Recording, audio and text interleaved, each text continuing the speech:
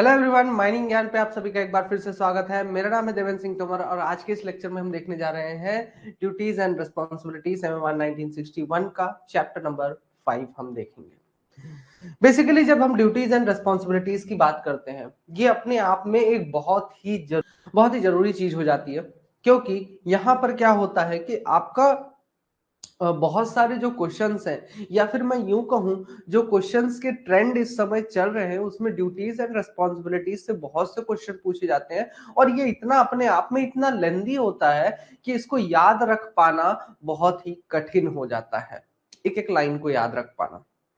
ठीक है, तो हम उसी हिसाब से पढ़ेंगे कि हम हर एक लाइन को देखें, उसके बाद जब हम एमसीक्यूज करेंगे तो वहां पे हमारा कॉन्सेप्ट और क्लियर होगा और चीजें हमारे दिमाग में बैठना स्टार्ट हो जाती है। ठीक है, तो चलिए शुरू करते हैं बिना किसी देरी के। तो सबसे पहले तो मैं एक नेक्स्ट स्लाइड ऐड कर लेता हूं एक्स्ट्रा। ठीक है, तो यहाँ पर हम सबसे पहले ड्यूटीज एंड रिस्पॉन्सिबिलिटीज देखेंगे। किसका? Employed in mines. ठीक है, कोई भी व्यक्ति अगर माइंस में काम कर रहा है, ठीक है, तो उसका क्या ड्यूटीज होगा, क्या रिस्पॉन्सिबिलिटीज होगा, ये हमें यहाँ पर देखना रहेगा। ठीक है, चलो तो देखते हैं क्या क्या चीजें कही गई हैं। अब देखिए, इसमें सबसे पहली चीज जो कही गई है कि every person shall strictly adhere to the provisions of the act and of the regulations and orders made thereunder, and to any order or direction issued by the manager or as official with a view to the safety or convenience of persons not being inconsistent with the act of this act and these regulations, nor shall he neglect or refuse to obey such orders or directions। अब देखिए, सबसे पहला paragraph में क्या बोलता है कि अपन paragraph wise यहाँ पे देख के चलेंगे तो देखिए याद होना स्टार्ट हो जाएगा। ठीक है, तो क्या बोल रहा है, किसका ड्यूटीज है? आपका दिया हुआ है रेगुलेशन नंबर 41। ठीक है, duties of person employed in mines.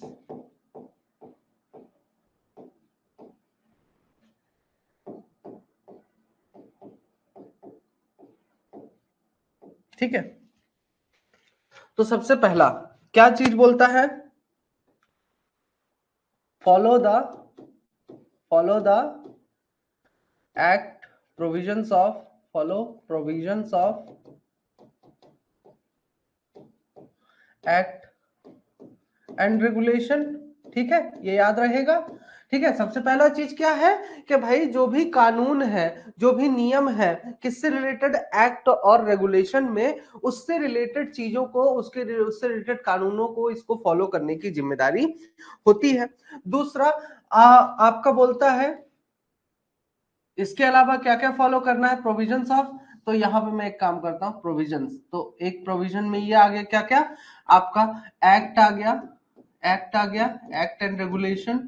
ठीक है, दूसरा प्रोविजन क्या फॉलो करना है? ऑर्डर्स मेड अंडर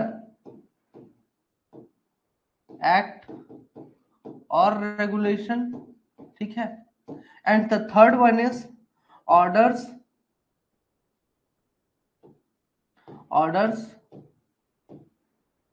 और डायरेक्शंस given by मैनेजर और ऑफिशियल। ठीक है, ऑफिशियल, ये जिम्मेदारी हो गई। क्या जिम्मेदारी हो गई कि भाई इसको कुछ प्रोविजंस फॉलो करने हैं, कुछ कानूनों को फॉलो करना है, जिसमें कि एक्ट और रेगुलेशन के अनुसार जो कहा गया वो फॉलो करेगा। एक्ट और रेगुलेशन के अंदर कोई भी, अगर मान लीजिए इसके अंतर्गत कोई भी ऑर्डर आता है तो उसको फॉलो करना है, या फिर कोई भी ऑर्डर या फिर डायरेक्शंस अगर मैनेजर्स या फिर ऑफिशियल्स के द्वारा दिया जाता है, ठीक है, तो उनके द्वारा भी फॉलो किया जाएगा, वो चीजें भी फॉलो की जाएगी। ठीक है, कोई भी ऑर्डर या डायरेक्शन। ठीक है, अब अगला बोलता है no person shall interfere with impede or obstruct any other person in the discharge of his duties, nor shall he offer or render any service or use any threat to any person, any other person with a view to preventing him from complying with the provisions or from the performing of the act and of the regulations and orders there made thereunder, or from performing his duties faithfully. If any person who receives any such offer or threat fails to inform the manager, ठीक है, forthwith he shall be guilty of the a breach of these regulations. ठीक है, अब यहाँ पे क्या बोलता है कि सबसे पहले तो किसी को काम में बाधा नहीं डालना है, किसी के काम में, किसी के काम में बाधा न डाले, बाधा ना डाले, ठीक है, पहला चीज तो ये बोलता है। दूसरा चीज क्या बोलता है कि आपका किसी के काम में बाधा नहीं डालता है। अगर कोई व्यक्ति ऐसा करता है, अगर कोई व्यक्ति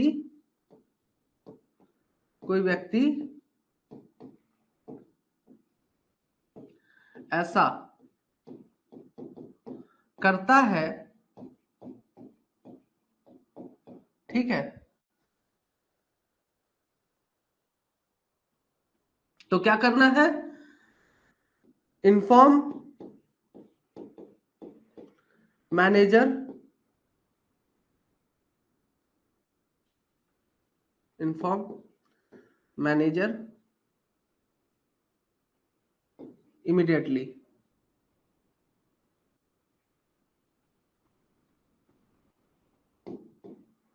ठीक है, मैनेजर को तुरंत ही इसके बारे में जानकारी दे देना है।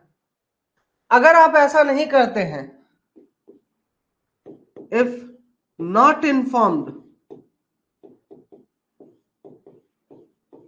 नॉट इन्फॉर्म्ड, तो उस केस में क्या होगा, प्रोविजन को तोड़ने के लिए आपको जिम्मेदार ठहराया जाएगा।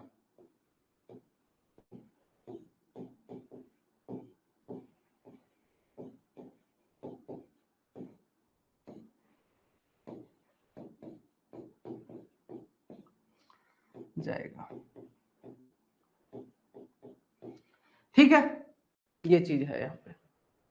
क्या बोला, सबसे पहला फॉलो द प्रोविजन। अगर कोई मना करता है, ठीक है, कोई डराता है, धमकाता है, बोलता है कि भाई तुमको नहीं करना है, इस टाइप के काम अगर कोई करता है, तो आप क्या करेंगे, आप मैनेजर को तुरंत ही जवाब इसके बारे में जानकारी देंगे। अगर आप मैनेजर को जानकारी नहीं देते हो, ठीक है, तो उस केस में यह माना जाएगा कि आपने ही नियम एवं कानून की अवहेलना की है और आपको इसके लिए गिल्टी माना जाएगा। इसके लिए आपको जो है तो यह माना जाएगा कि आपने इस रेगुलेशन को तोड़ा है। ठीक है,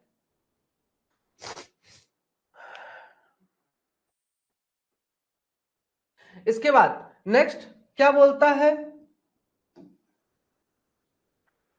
नेक्स्ट बोलता है record his name at end of shift. Shift के अंत में अपना नाम, है ना, ठीक है, एक तो देखिए end of shift and before shift, ठीक है। तो जैसे ही हर एक व्यक्ति की जिम्मेदारी बनती है कि जब भी वो काम के लिए जाता है, ठीक है, ठीक है, और जब भी वो काम से लौट के आता है, दोनों ही केसेस में उसे क्या करना है, क्या करना है, उसे सबसे पहले have his name recorded in the registered maintained under section 48, ठीक है, एक्ट के सेक्शन 48 के अनुसार, सेक्शन 48 के अनुसार एक्ट के वो क्या करेगा, अपना नाम उस रजिस्टर में दर्ज करेगा जिसमें कि वो मेंटेन किया जा रहा है। ठीक है, और अगर बात करें कहां पर, अगर बात करें बिलो ग्राउंड माइंस की, तो बिलो ग्राउंड माइंस में क्या बोलता है, देखिए ओपन कास्ट में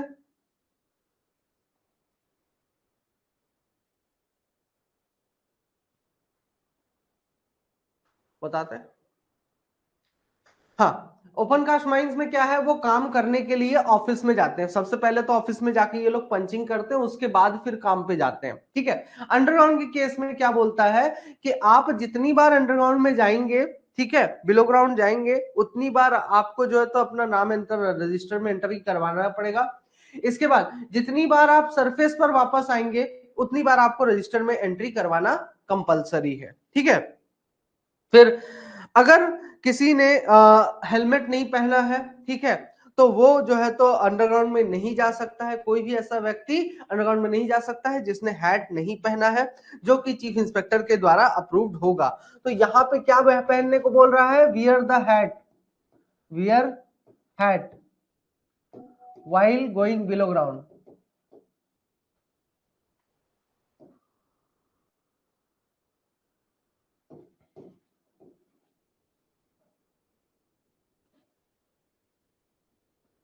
ठीक है, अंडरग्राउंड में जाते समय आपको क्या पहनना पड़ेगा, हैट पहनना पड़ेगा।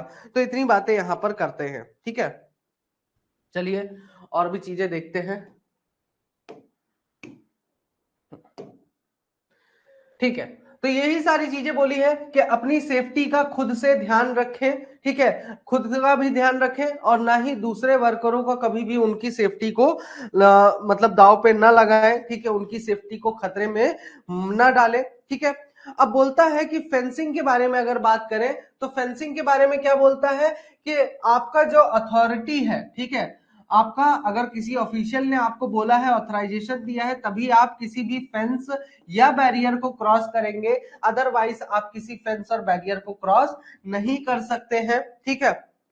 ये चीजें आपका बोलता है। अब आपका अगला बोलता है कि आपका subject to any directions that may be given by an official, no person shall accept from for justifiable purpose go into any part of mine other than the part in which he works, ठीक है। तो वहां पर बोलता है कि अगर आपको कहीं पर काम करने के लिए भेजा गया है, तो आप चुपचाप वहां काम करने के लिए जाइए, ठीक है ना। माइंस के उसी हिस्से में काम करने के लिए जाइए, जो आपका ट्रेवलिंग रोडवे है, उसी ट्रेवलिंग रोडवे से ही आप काम करने के लिए अपने वर्किंग प्लेस तक जाएंगे, जो प्रॉपरली मेंटेन ट्रेवलिंग रोडवे है, ठीक है। कोई भी व्यक्ति अगर ड्यूटी में है तो किसी भी दूसरे व्यक्ति के ऊपर जो है तो पत्थर फेंक के नहीं मारेगा, जिसके कारण हो सकता है कि उसे इंजरी हो जाए, ठीक है। ये काम करना है। दूसरा, किसी के साथ लड़ाई नहीं करना है, झगड़ा नहीं करना है, ये सारी बातों का ध्यान रखें, ठीक है। किसी के साथ पता चला कि लड़ाई झगड़ा करने लगे, इस टाइप का काम करने लगे, तो ये सब नहीं करना है, ठीक है। अब मान लीजिए कोई भी व्यक्ति को क्या हो गया, इंजरी हो गया, ठीक है, जब वो ड्यूटी पे था तो उसे क्या हो गया, उसे किसी प्रकार की इंजरी हो गई, तो उस केस में बोलता है कि आप किसे रिपोर्ट करेंगे, रिपोर्ट करना है, रिपोर्ट टू ऑफिशियल, ठीक है। ऑफिशियल को तुरंत ही रिपोर्ट करना है, जो भी आपका ऑफिशियल होगा या फिर जो भी आपका कॉम्पिटेंट पर्सन होगा, और कॉम्पिटेंट पर्सन इंचार्ज, ठीक है। तो किसी को कोई इंजरी होती है तो किसे रिपोर्ट करेंगे, एक तो ऑफिशियल को, दूसरा कॉम्पिटेंट पर्सन इंचार्ज जो भी वहां पे होगा उसको रिपोर्ट करेंगे, ठीक है। अब वो कॉम्पिटेंट पर्सन इंचार्ज कहाँ का हो सकता है, वो फर्स्ट एड स्टेशन का हो सकता है। कहाँ का हो सकता है, फर्स्ट एड स्टेशन का हो सकता है। तो यहाँ पे ऑप्शन दे देगा कि कोई भी व्यक्ति अगर ड्यूटी पे अपना इंजरी हो जाता है किसी व्यक्ति को, तो सबसे पहले किसको रिपोर्ट किया जाएगा, तो ये सवाल ऑप्शन इस टाइप के दे देगा कि ऑफिशियल को, कॉम्पिटेंट पर्सन इंचार्ज को, या फिर competent person incharge of the first aid station को, ठीक है। इनको जो है तो बताएगा, ठीक है। अब इनको बताना किसको है, मेन बताना ही किसको है, रिपोर्ट और किसको दे सकते हैं, रिपोर्ट ऐसे व्यक्ति को देना है हु कैन अरेंज, सीधे सीधे लिखा है, who can arrange first aid, ठीक है। जो फर्स्ट एड की व्यवस्था कर सकता हो उसी को जो है तो इसके बारे में बताना है, ठीक है। ड्यूटी के समय कोई सोएगा नहीं, ड्यूटी के समय किसी को सोने की जरूरत नहीं है, ठीक है।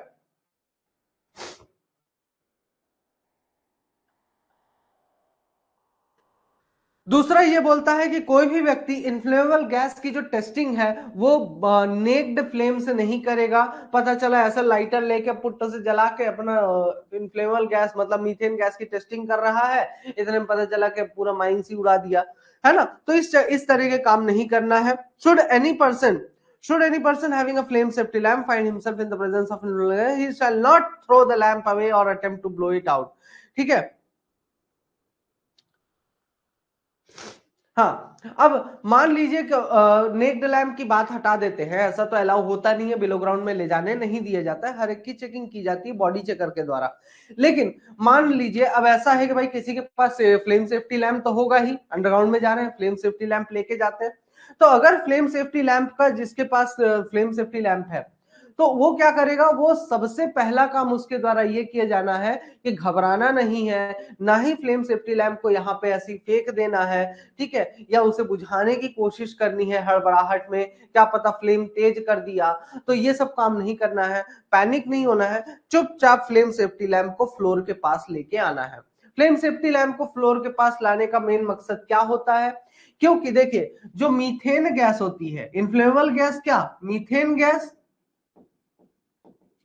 ठीक है, मीथेन गैस, और मीथेन गैस कहां पाई जाती है, इसका लगभग लगभग जो इसकी स्पेसिफिक ग्रेविटी होती है, स्पेसिफिक ग्रेविटी होती है वो होती है 0.5, ठीक है, 0.5 होती है, मतलब कि ये हवा से भी हल्की होती है, और हवा से हल्की होने के कारण ये क्या होता है, it is found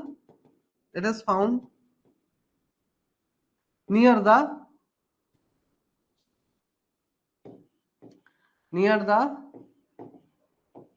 roof, roof के पास पाई जाती है, इसलिए इसको क्या किया जाता है कि इससे बचने के लिए अपन फ्लेम सेफ्टी लैम्प को नीचे लेके आते हैं, ठीक है, ताकि उसे जो भी करना हो करा जा सके। देखिए अब सही तरीका तो मैं आपको बताऊं तो क्या किया जाता है कि इसमें जैसा बोला जा रहा है कि आप सबसे पहले but shall shelter it, hold it near the floor, उसको शेल्टर देना है, फ्लोर के पास रखना है, किसी प्रकार का उसको झटका नहीं देना है, और धीरे धीरे उसको फ्रेश एयर के पास ऐसे लेके चले जाना है, ठीक है, ये काम कर दिया, फ्रेश एयर के पास ले गए, ठीक है। अगर मान लीजिए आप फ्रेश एयर के पास नहीं ले जा सकते हैं तो ही शैल स्मूथर आउट द लाइट और एक्सटिंग्विश इट इन वाटर, ठीक है, अब वो क्या करेगा, वो सीधे पानी की मदद से उसको बुझाने की कोशिश करेगा। लेकिन देखिए सीएमआर में इस चीज के बारे में भी बताया गया है कि आप अगर ऐसा नहीं कर पाते हैं, ठीक है, तो वहां पर क्या करिए, आप कोई गीला कपड़ा लेकर, गीले कपड़े के, जैसे ये लैंप है ना आपका, ठीक है, इसमें ऐसे लौ जल रही है, ये लैंप है आपका, तो इस लैंप के चारों तरफ एक गीला कपड़ा ऐसे लपेट दीजिए, ठीक है, तो जैसे जैसे ऑक्सीजन वगैरह उसको मिलेगा नहीं, ऑक्सीजन से कट ऑफ हो जाएगा, तो वो धीरे धीरे ऑटोमेटिकली बुझ जाएगा, उसको ढक देना है गीले कपड़े से, ठीक है, ये सेफ्टी प्रिकॉशन है, पानी में डालना कोई सेफ्टी प्रिकॉशन नहीं है। देखिए पूरा पूरा लैंप खराब हो सकता है, ठीक है, या कुछ और भी इफेक्ट्स देखने को मिल सकते हैं, तो इसलिए पानी का छिड़काव ना करके वहां पर क्या बोलता है कि आप गीले कपड़े से उसको लपेट दीजिए, वो अपने आप धीरे धीरे बुझ जाएगा, ठीक है।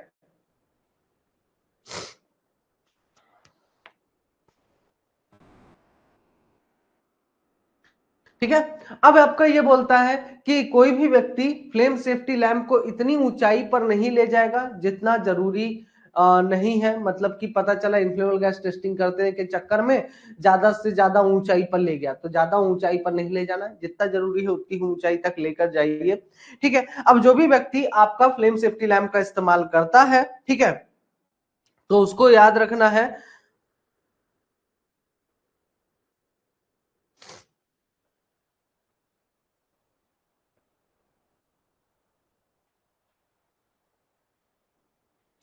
कि फ्लेम सेफ्टी लैंप को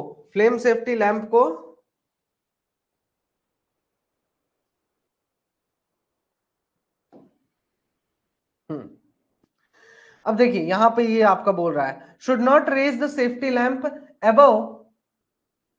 above a limit for examining the inflammable gas, ठीक है, सेफ्टी लैंप को किसी भी स्विंगिंग वाले टूल से, मतलब कोई ऐसा इक्विपमेंट है जो स्विंग कर रहा होता है लगातार, जैसे पंखा चल रहा है या मान लीजिए कोई मशीन चल रही है, ठीक है, जिसका इंजन चल रहा हो, तो ऐसे जो भी पार्ट्स जो स्विंग कर रहे होते हैं लगातार, उसके 0.6 मीटर के भीतर आपको फ्लेम सेफ्टी लैंप कभी नहीं रखना है।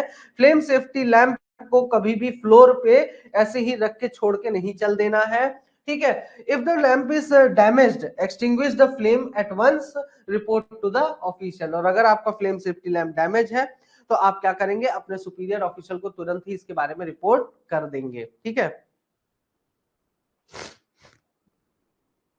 इसके बाद लास्ट पॉइंट में यही बोलता है कि भाई जैसे ही आपका शिफ्ट खत्म होता है तो शिफ्ट खत्म होने के बाद आप माइंस के अंदर नहीं रहेंगे, ये बात का ध्यान जरूर से जरूर रखें। नेक्स्ट रेगुलेशन आता है regulation number 42, duties of competent person. अब किसी भी कॉम्पिटेंट पर्सन की क्या क्या ड्यूटीज हैं, ठीक है। अब इसको ड्यूटीज जो भी दी जाती हैं, जो भी ड्यूटीज एंड रेस्पॉन्सिबिलिटीज दी जाती हैं, जो असाइन की जाती है, वो इसे करना रहता है, ठीक है। अपने सुपीरियर ऑफिशियल के ऑर्डर्स के हिसाब से ये काम करना करना रहता है इसको। दूसरा, अब इसके पास क्या है, इसके ऊपर कुछ रेस्ट्रिक्शंस बोला गया है। पहला रेस्ट्रिक्शन क्या है कि अपनी जगह पर अपना काम करने के लिए किसी दूसरे व्यक्ति को ना भेजे, ठीक है। दूसरा, बिना किसी के जानकारी दिए, बिना किसी को जानकारी दिए बिना, किसी को जानकारी दिए बिना वो, या फिर ऑफिशियल से, सुपीरियर ऑफिशियल से परमिशन दिए बिना वो छुट्टी नहीं मार सकता है, ठीक है। छुट्टी कैसे मारेगा, अपने ऑफिशियल को जानकारी देगा, उसके बाद छुट्टी मारेगा, बिना जानकारी दिए छुट्टी नहीं मार सकता है, ठीक है। क्योंकि जब वो जानकारी देगा अपने ऑफिशियल को तो उसका ऑफिशियल क्या करेगा, व्यवस्था करेगा नए कॉम्पिटेंट पर्सन की, जो कि उसकी जगह पर आएगा और उसको रिलीफ देगा, तब जाके वो वहां से छुट्टी लेकर जा सकता है, ठीक है। अपने शिफ्ट के दौरान, अपने शिफ्ट के दौरान बिना ऑफिशियल के परमिशन के, ठीक है, अपने शिफ्ट के दौरान बिना ऑफिशियल के परमिशन के कोई भी ऐसा काम नहीं करेगा जो कि जिसके लिए उसे अपॉइंट नहीं किया गया है, कोई भी ऐसा काम नहीं करेगा जिसके लिए उसे अपॉइंट नहीं किया गया है, ठीक है। नेक्स्ट आता है आपका duties and responsibilities of the official. Official की क्या ड्यूटीज होती हैं, रेगुलेशन नंबर 43। तो यहां पर बोलता है कि मैनेजर और असिस्टेंट मैनेजर के द्वारा जो भी डायरेक्शंस दिए जाएंगे, जो भी ड्यूटीज दी जाएंगी, वो ड्यूटीज आपको करनी है। उसको यह देखना है कि उसके अंडर में जितने भी व्यक्ति काम कर रहे हैं वो सही तरीके से अपने काम को समझ पा रहे हैं। बहुत ही इंपॉर्टेंट वर्ड है यहाँ पर कि भाई काम को समझ पा रहे हैं कि नहीं, अपने काम को कर पा रहे हैं कि नहीं, ये दो वर्ड्स याद रखिएगा, ठीक है।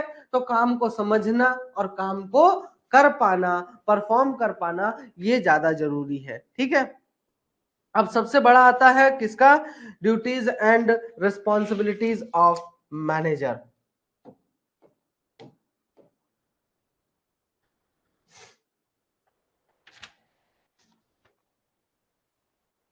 Duties and responsibilities of manager, regulation number 44। तो इसका क्या बोलता है कि ये हर एक माइंस में, हर एक माइंस में मैनेजर की क्या जिम्मेदारी है, डेली पर्सनल सुपरविजन करना, ठीक है।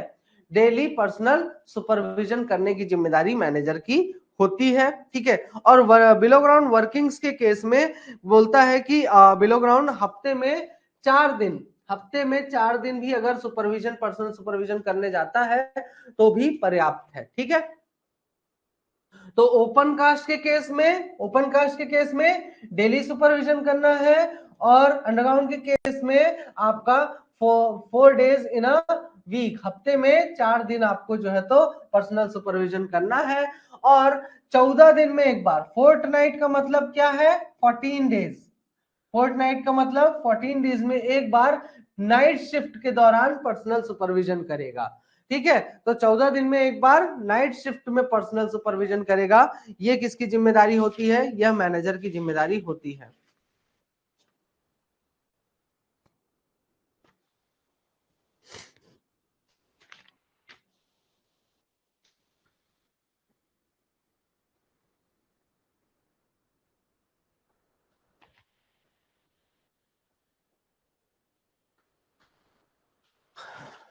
ठीक है।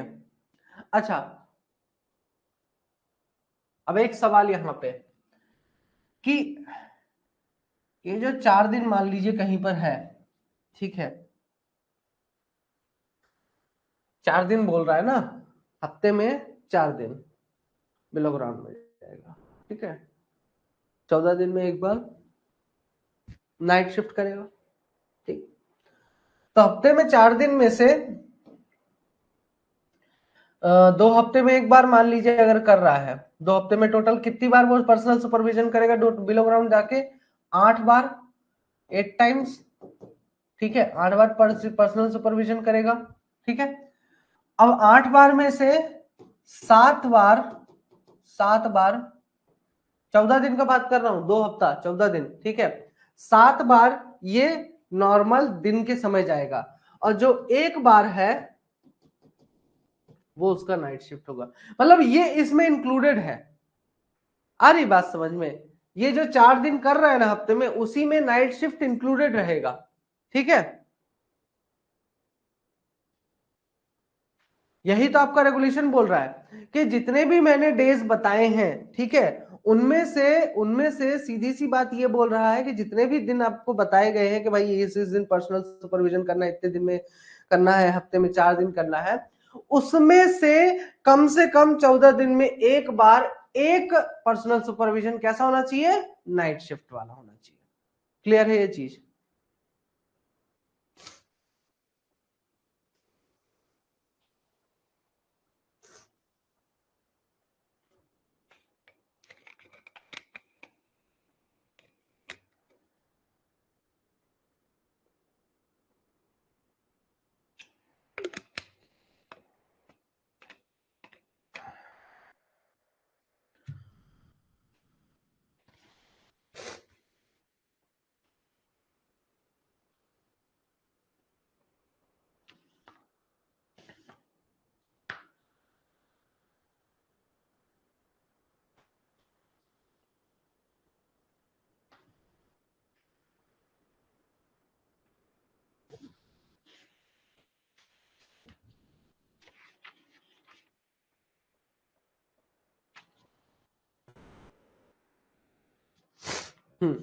नेक्स्ट आता है कि अगला बोलता है provision provided that in case of mine where assistant manager. ठीक है, अब क्या बोलता है कि ऐसी माइंस जहां पर असिस्टेंट मैनेजर या फिर अंडरग्राउंड मैनेजर है रखे गए हैं। ठीक है, असिस्टेंट मैनेजर कब रखा जाता है? वो कंडीशन हमने रेगुलेशन नंबर 35 में देखा था, उसमें दिया था रेगुलेशन नंबर 35 में कि भाई कितने वर्कर्स पर कितने अपना अपने आपको जो है तो अपनी माइंस में असिस्टेंट मैनेजर रखने हैं। तो असिस्टेंट मैनेजर और अंडरग्राउंड मैनेजर अगर इनके पास फर्स्ट क्लास मैनेजर सर्टिफिकेट है, ठीक है, तो इनकी जिम्मेदारी क्या बनती है कि बिलो ग्राउंड वर्किंग्स में रेगुलेशन 35 के अनुसार जो आपने असिस्टेंट मैनेजर और अंडरग्राउंड मैनेजर रखे, तो बिलो ग्राउंड वर्किंग्स में हफ्ते में कम से कम 5 दिन, हफ्ते में कम से कम 5 दिन ये क्या करेंगे? ये लोग जो है तो पर्सनल सुपरविजन करेंगे, इंस्पेक्शन करेंगे, एग्जामिनेशन करेंगे बिलो ग्राउंड वर्किंग्स का। And in that case it is sufficient for manager to visit 2 days a week. अब इस केस में क्या बोलता है कि मैनेजर हफ्ते में 2 दिन भी अगर जाता है सुपरविजन करने तो भी काम चल जाएगा, कोई उतना ज्यादा जरूरी नहीं है। ठीक है, तो ये बात याद रखिएगा। Shall meet. अब दूसरा मैनेजर को क्या बोलता है कि भाई आप ओवरमैन, सॉरी यहाँ पे फोरमैन होगा, ऑफिशियल्स हो गए, है ना, असिस्टेंट मैनेजर्स हो गए, इनसे दिन में कम से कम एक बार आप मिलिए, दिन में कम से कम एक बार आप मिलिए और इनकी ड्यूटीज के बारे में इनसे बात करिए, है ना। ऐਵੇਂ ही नहीं होना चाहिए कि कोई भी आया माइंस में अपना हाजिरी लगाया चला गया अंडरग्राउंड में। नहीं, आप मैनेजर से मिलिए, बात करिए, इसकी व्यवस्था मैनेजर कराएगा, है ना। मैनेजर खुद ही नहीं पता कौन सा ऑफिशियल कहाँ पे गया है, कौन सा मैनेजर कहाँ पे गया है, असिस्टेंट मैनेजर कहाँ काम कर रहा है, किस फेस में क्या काम चल रहा है, कहाँ पे क्या हो रहा है, कहाँ पे स्टॉपिंग बन रहा है, कहाँ खंजा कट रहा है, कहाँ स्टॉपिंग को कट किया जा रहा है, कहाँ ड्रिलिंग हो रहा है, कहाँ ब्लास्टिंग हो रहा है, कौन से फेस में वर्किंग चल रहा है, कहाँ पे वेंटिलेशन कैसा है, ये सारी डिटेल्स उसको पता होना होनी चाहिए। और कब पता चलेगा? खुद जाके माइंस में क्या पता करेगा डेली का डेली? नहीं, उसको तो पता तभी चलेगा ना जब उसके अंडर में जो काम करते हैं वो उसको ये जानकारी आकर देंगे, हाँ साहब हम यहाँ पे काम चलवा रहे हैं, हम यहाँ पे ये काम चलवा रहे हैं, हम यहाँ पे ये काम चलवा रहे हैं, तभी ना पता चलेगा यार दोस्तों, है ना। तो ये चीजें यहाँ पर करनी है। ठीक है, अब मैनेजर की आप देखिए,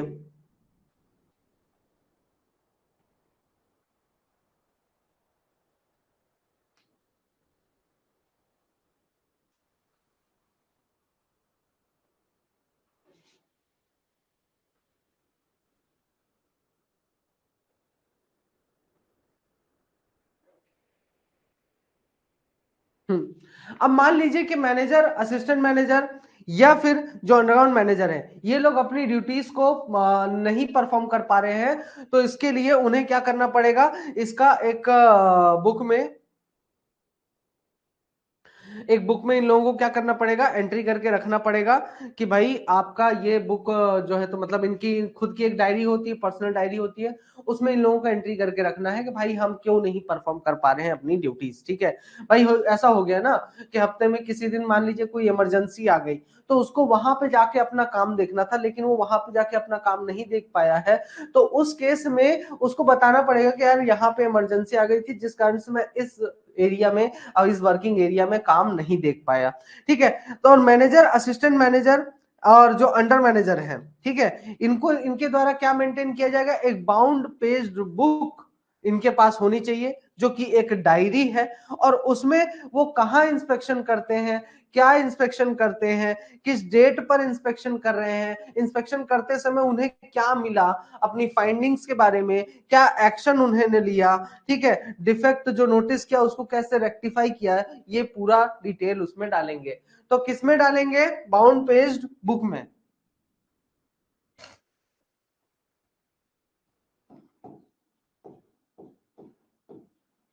बाउंड पेज्ड बुक। तो इसमें क्या क्या डिटेल्स डालेंगे, नंबर वन, डेट, ठीक है, एंड टाइम, टाइम उतना जरूरी नहीं रहता, डेट बस डालना, date. Number two, location, locations, जहां जहां से उसने देखा। Number three,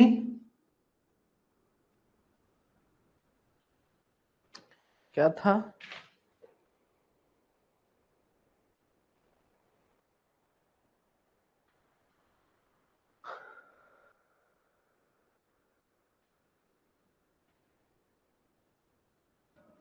location of defects.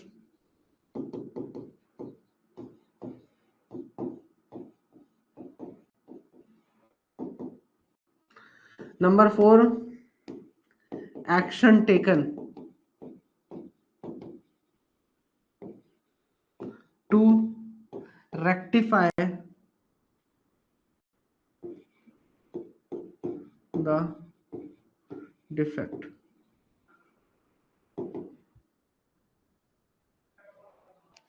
Defect को ठीक करने के लिए आखिर उन्होंने क्या कदम उठाए, ये बताना है। ठीक है, एक्शन टेकन। तो इतनी डिटेल्स इनको डालनी है यहाँ पे। ठीक है,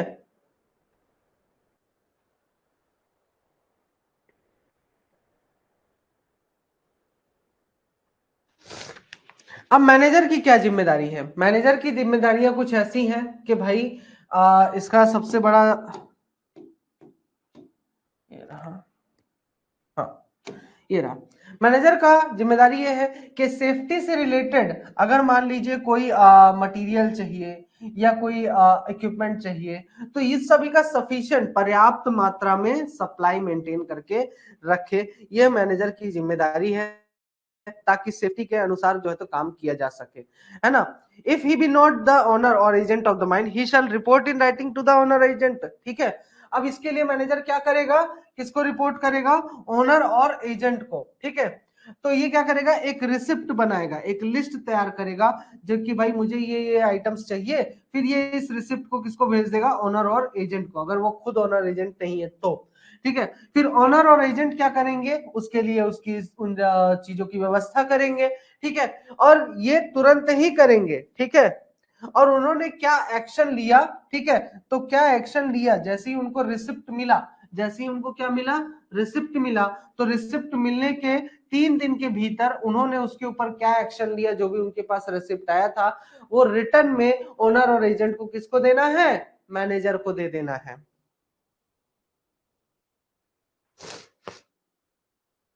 ठीक है,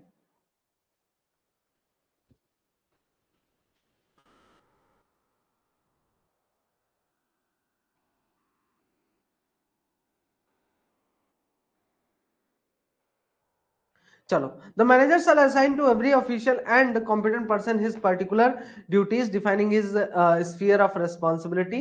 ठीक है, एक सेकेंड। हाँ, अब मैनेजर की क्या जिम्मेदारी है कि जितने भी कॉम्पिटेंट पर्सन है या ऑफिशियल्स है, ठीक है, उनका क्या करे अपॉइंटमेंट के समय उनको जो है तो रेगुलेशंस, रूल्स और बायलॉज के अनुसार, जो भी एक्ट और ऑर्डर्स के अंडर में बनाए गए हैं, उसके अनुसार उनको जो है तो काम देगा, उसके अनुसार उनको काम देगा, असाइन करेगा। ठीक है, he shall provide mine format and up to date tracing. ठीक है, अब ये माइन फॉर्मेट को क्या देगा? अप टू डेट ट्रेसिंग देगा। ठीक है, ट्रेसिंग क्या है? Tracing is a hand plan, ये कह सकते हो एक प्रकार का। क्या है ये? Hand plan.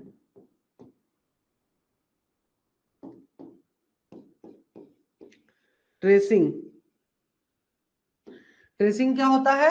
हैंड प्लान होता है। अब ट्रेसिंग में क्या क्या दिखाना है कि आपका ये जो हैंड प्लान है इसमें दिखाना है वर्किंग्स ऑफ डिस्ट्रिक्ट। ठीक है, नेक्स्ट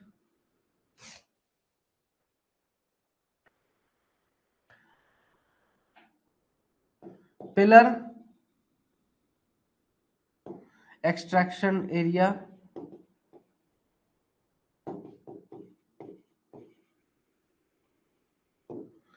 ठीक है, ये चीज इनको दिखाना है। ठीक है, इसके साथ ही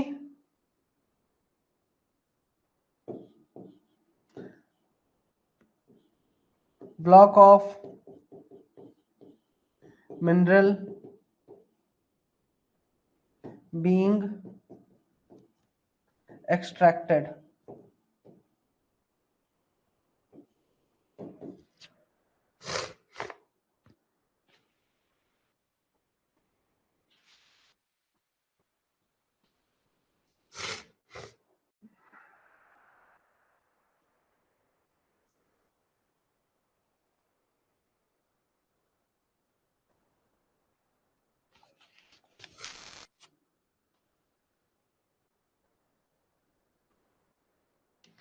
ये हो गया। ठीक है, ठीक है। अब मैनेजर की और क्या क्या जिम्मेदारी है? मैनेजर की जिम्मेदारी है कि भाई जितने भी रिपोर्ट्स हैं, जितने भी रजिस्टर्स हैं और जितने भी रिकॉर्ड्स हैं और जितने भी, इन सभी का क्या करेगा? एग्जामिन करेगा और इन पे काउंटर साइन करके डेट डाल देगा।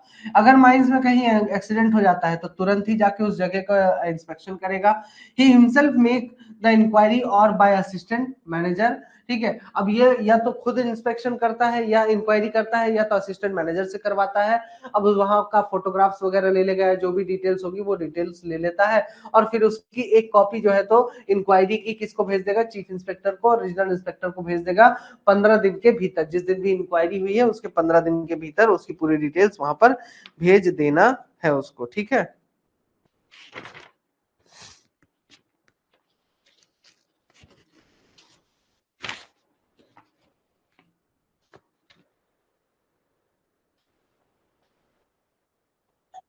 क्या हो गया?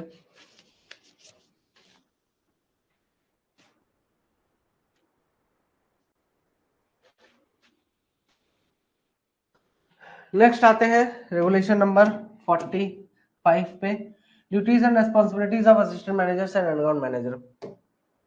देखिए, यहाँ नोट्स में ना मैंने बहुत शॉर्ट में चीजों को दिया है, तो आप लोग पढ़ेंगे एक बार ना खुद से ही समझ जाएंगे। तो मैनेजर इनको ड्यूटीज असाइन करता है, सिंपल सी भाषा में लिख दिया है कि भाई मैनेजर ड्यूटीज असाइन करता है, वही ड्यूटीज इनको करना है। दूसरा, माइंस का कोई एक हिस्सा इनके चार्ज में रहता है, इनके अंडर में रहता है। ठीक है, और जितना भी वर्क वहां पर कैरीड आउट होता है वो पूरा का पूरा कानून के हिसाब से होना चाहिए, ये देखभाल करने की जिम्मेदारी इनकी है। दूसरा, वो तीसरा बोलता है आपका कि जो ट्रेवलेबल पार्ट्स है, मतलब जो ट्रेवलिंग रोडवेज है, उन जगहों का इंस्पेक्शन करना इनका जिम्मेदारी होता है कि भाई समय समय पर जाके इंस्पेक्शन करते रहे। ठीक है, ट्रेवलेबल पार्ट्स मतलब कि जरूरी नहीं है वो ट्रेवलिंग रोडवे ही हो जो कि सबसे ज्यादा वर्कर्स के द्वारा यूज किया जाता है। यहाँ पर ट्रेवलेबल पार्ट्स वो भी हो सकते हैं जहां पर यह माना जाता है कि ठीक है, अगर मुझे यहाँ से वहां तक जाना है, मतलब जनरली मान लीजिए रिटर्न एयरवे हो गया। ठीक है, जहां पे कोई कभी जल्दी से जाता नहीं है, लेकिन जाने का रास्ता है, सेफ है, ये हमने कह के रखा हुआ है, हमने पूरी व्यवस्था की है कि भाई कभी इंस्पेक्शन करने जाना हो तो जा सकते हो, क्योंकि एयर क्रॉसिंग वगैरह देखना है, रेगुलेटर्स चेक करना है। तो वो जो जाने का रास्ता है,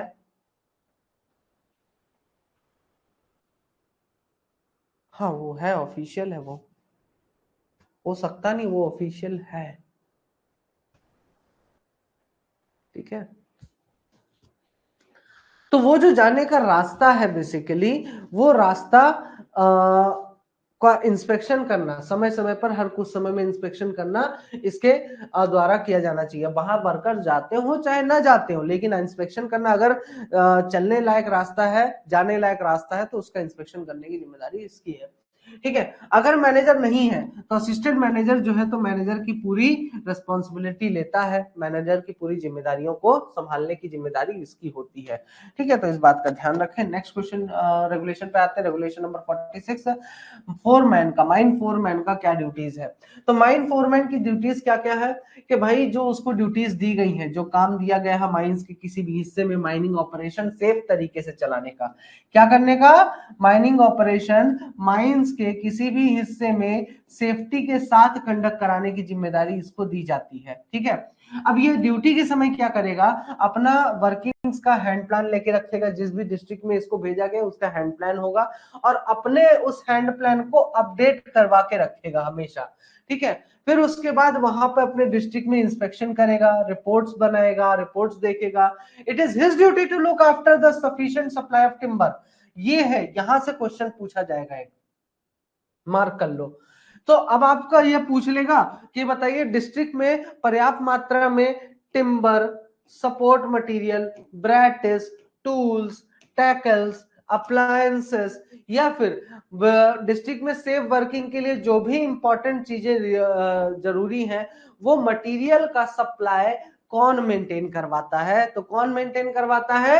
माइन फॉरमैन, माइन फॉरमैन। ठीक है, ये करवाता है। इसके साथ ही वो यह भी देखता है कि एयर क्रॉसिंग, स्टॉपिंग डोर, ब्रैटिस, या फिर जितने भी वेंटिलेशन डिवाइस हैं, वो सबके सब गुड कंडीशन में है कि नहीं, इन सभी को चेक करेगा। चाहे एयर क्रॉसिंग हो उसको जाके चेक करेगा, स्टॉपिंग है उसको जाके चेक करेगा, डोर को चेक करेगा।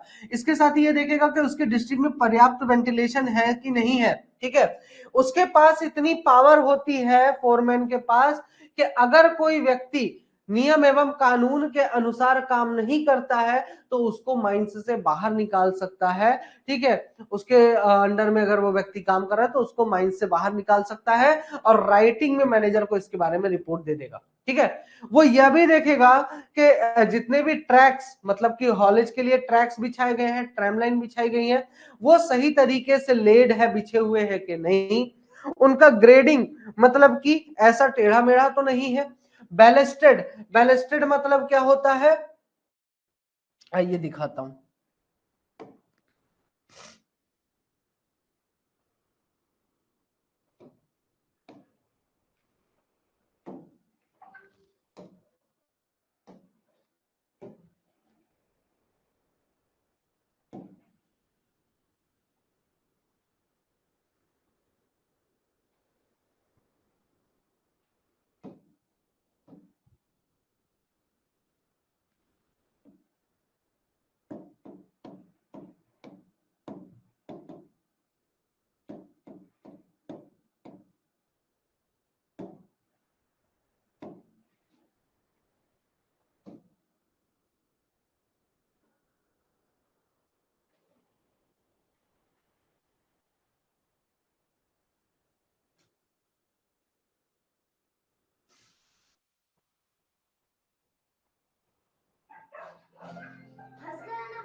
ऐसे अंदर जाना मुश्किल है। बनाना पर मुश्किल था ये निकालना इजी है। सर्फ एक्सेल इजी वॉश, इसकी 10 हाथों की शक्ति ऐसी मुश्किलदार निकालना बन जाए easy. Surf Excel easy wash. The track on a railway, also known as the permanent way. In this video, we will dive into the terminology of rail, also known as railway track. The distance between the two tracks on any railway route is known as railway gauge. ये देखिए दो tracks के बीच का distance railway gauge, ठीक है। तो यही है प्रॉपरली लेड है कि नहीं, इसको बोलते हैं स्लीपर्स, ठीक है। Sleeper. It is a rectangular support for the rail tracks. It is laid perpendicular to the rail. Sleepers transfer loads to the track ballast and subgrade. Sleepers hold the rails upright and keep them spaced to the correct. ये देखिए ऐसे work करता है sleeper.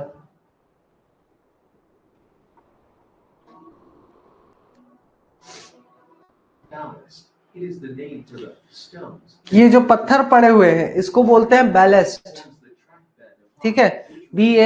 BALLAST ballast. ये basically भाई shock absorber का भी काम करता है। दूसरा पानी अगर बरसता है तो उसको भी नीचे से निकाल देता है, ठीक है। दूसरा इन चीजों को अलग से अपनी जगह पर टाइट रखने का, फिक्स रखने का, मतलब कि जो स्लीपर से इनको अपनी जगह पे फिक्स रखने का काम करता ही है, ठीक है। तो इसीलिए बैलेस्ट का, इसका गिट्टी वगैरह का इस्तेमाल किया जाता है, ठीक है। ये है आपका रेल फैस्टनिंग सिस्टम जो कि आपका यूज किया जाता है रेलवेज में, ठीक है। लेकिन अगर मैं बात करूं अपने माइंस का तो यहाँ पे डॉग नेल का इस्तेमाल किया जाता है, ठीक है। दो प्लेट्स को, दो ट्रैक्स को ज्वाइन करने के लिए अपने यहाँ यूज होता है फिश प्लेट, ठीक है, ठीक है। यहाँ पर क्या यूज होता है, यहाँ पर भी उसको वही चीज बोला जा रहा है फिश प्लेट, जहां पर ट्रैक्स के बीच में थोड़ा सा एक गैप होता है, ठीक है, जिसको गैप ही कहा जाता है और कुछ नहीं कहा जाता है। ये इसलिए छोड़ा जाता है कि मान लीजिए जैसे गर्मी का मौसम आया तो आपका क्या होगा, ट्रैक्स एक्सपैंड होंगे तो वो आपस में जाके जुड़ जाएंगे, ठीक है। अगर हम गैप नहीं छोड़े होते तो वो ऐसे टेढ़े हो गए होते ट्रैक्स, ठीक है। आई बात समझ में? तो ये सब चीजें चेक करने की जिम्मेदारी किसकी होती है, माइन फोरमैन की होती है। type of fish plate called joggle fish plate. This is a specially designed fish plate with convexity in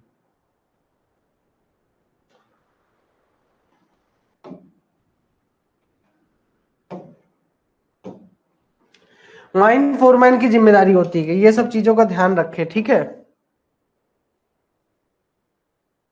इसके साथ ही हॉलेज रोडवे में, ठीक है, हॉलेज रोडवे में जो भी मैनहोल्स होते हैं, ठीक है, उनको साफ सेफ रखे, साफ सुथरे होने चाहिए।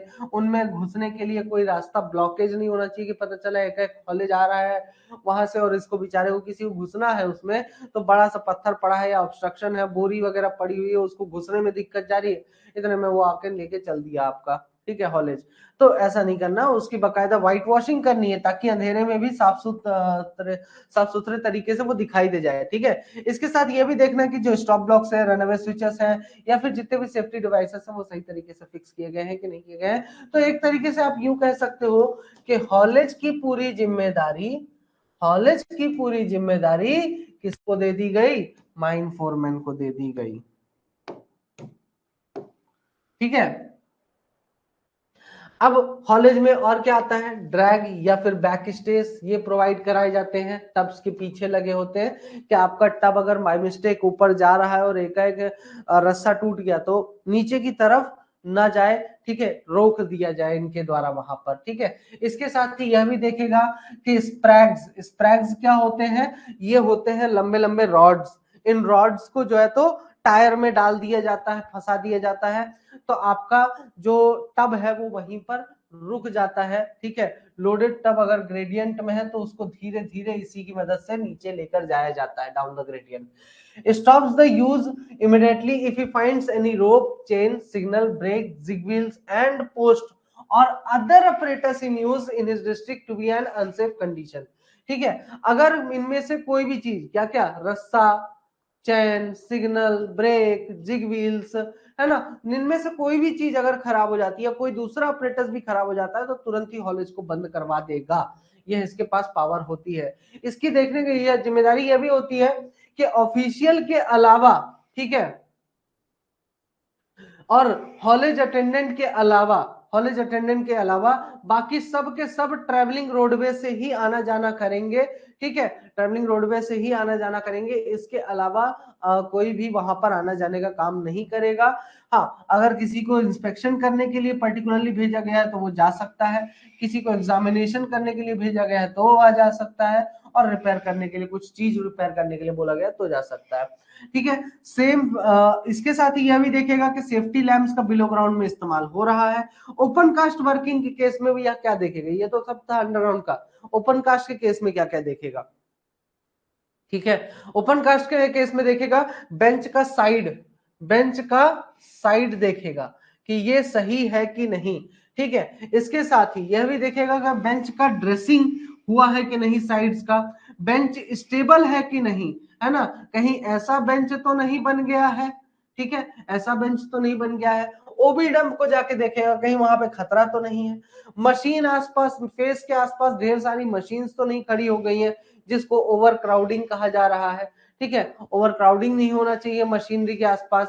ठीक है, जहां पर भी, जिस एरिया में भी काम चल रहा है वहां पर पर्याप्त लाइट होना चाहिए। मशीनरी एंड प्लांट जो है तो सेफ तरीके से ऑपरेट हो रहे हैं। अपना पूरा वक्त अपने ड्यूटी के समय वो क्या करेगा, हर एक वर्किंग प्लेस में डिस्ट्रिक्ट के जा जाके चेक करेगा कि भाई सही तरीके से काम चल रहा है कि नहीं चल रहा है। और डिस्ट्रिक्ट को तब तक नहीं छोड़ेगा जब तक कि उसका वो ना आ जाए, क्या, रिलीवर ना आ जाए, जो कि उसको रिलीव करेगा, जिसकी जगह पर अब वो, जो उसकी जगह पर अब काम करने वाला है। ठीक है, तो ये बातों का ध्यान रखिएगा माइन फोरमैन से रिलेटेड।